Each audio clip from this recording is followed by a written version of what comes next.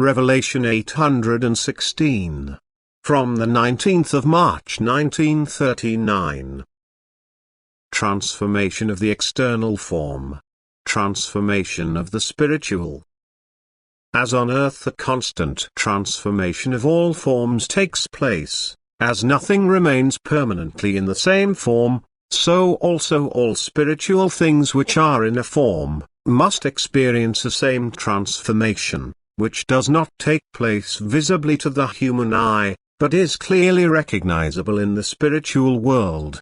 The spiritual beings perceive very soon when such a spiritual transformation to the height is happening, and they use every possibility to promote this higher development by lovingly taking care of the being striving spiritually to the height.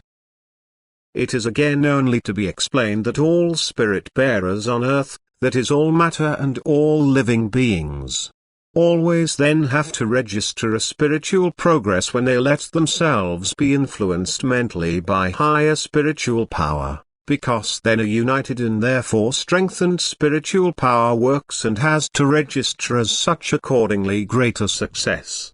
Wherever a spirit-bearer is favorably influenced, he must strive upward, and everything striving upwards joins together again, and contributes to the increase of the spiritual power. A substance that has been enlarged in such a way, must understandably also have an external form adapted to it, which is why every transformation of the spirit also necessitates the transformation of the external form. And so is in a way, in all works of creation, clearly recognizable to what extent the spiritual substance dwells in them, because also the outer form will be correspondingly bigger and more perfect, the more developed its soul, that is everything spiritual in it, is.